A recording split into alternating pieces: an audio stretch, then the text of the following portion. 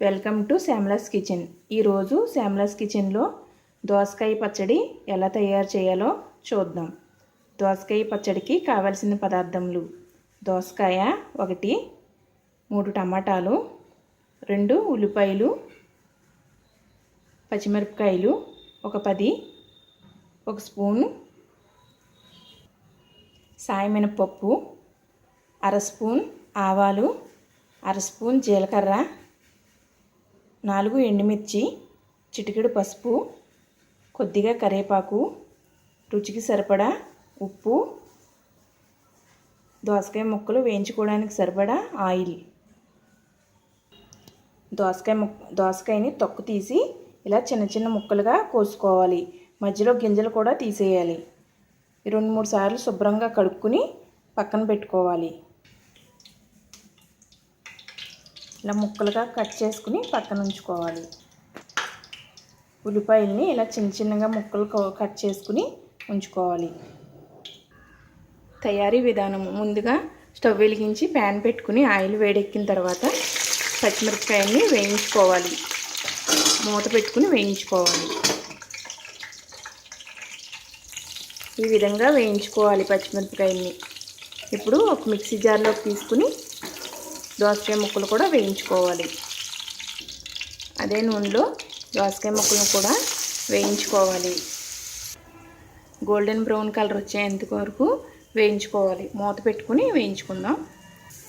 ఇలా పచ్చివాసన పోయేంత వరకు వేయించుకోవాలి.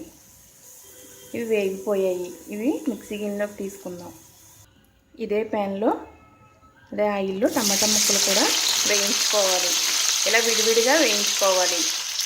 టమాటా ముక్కలు కూడా వేగిపోయాయి. ఇలా వేగుతుండగానే కొద్దిగా ఇందులో చింతపండు వేసి అటు ఇటు కలుపుకొని మిక్సీ జార్లోకి తీసుకోవాలి. ఈ విధంగా అన్నీ వేసుకుని తగినంత ఉప్పు కూడా వేసుకోవాలి. ఇది కచ్చాపచ్చాగా గ్రైండర్ చేసుకోవాలి. ఇందులో వేయించిన పచ్చిమిరపకాయలు, వేయించిన దోసకాయ ముక్కలు, వేయించిన టమాటా ముక్కలు, కొద్దిగా చింతపండు, తగినంత ఉప్పు వేసుకున్నాం. ఈ విధంగా కచ్చాపచ్చాగా గ్రైండర్ చేసుకోవాలి. ఇప్పుడు పోపు వేసుకుందాం. అదే ప్యాన్లో కొద్దిగా నూనె ఉంటుంది కదండి, దాంట్లోనే వెల్లుల్లి రబ్బలు వేసుకుని ముందుగా వేయించుకోవాలి. అవి వేగిన తర్వాత పోపు వేసుకోవాలి. శనగపప్పు, ఆవాలు, జీలకర్ర, మినపప్పు. శనగపప్పు లేదు, వేసుకోని అవసరం లేదు. మినపప్పు, జీలకర్ర, ఆవాలు అవి వేగిన తర్వాత కరివేపాకు, ఎండుమిర్చి కూడా వేసుకోవాలి.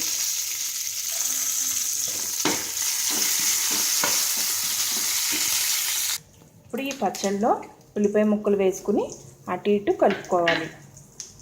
ఇలా వేగిన దాంట్లో కొద్దిగా పసుపు వేసుకుని స్టవ్ ఆఫ్ చేసుకుని పచ్చడిలో పోపు వేసుకోవాలి.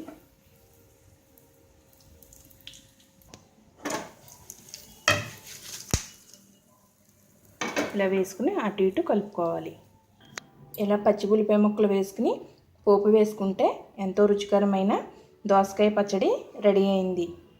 రైస్లోకి చాలా బాగుంటుంది. ఈ వీడియో కనుక మీకు నచ్చినట్లయితే సబ్స్క్రైబ్ చేసుకోండి, షేర్ చేయండి.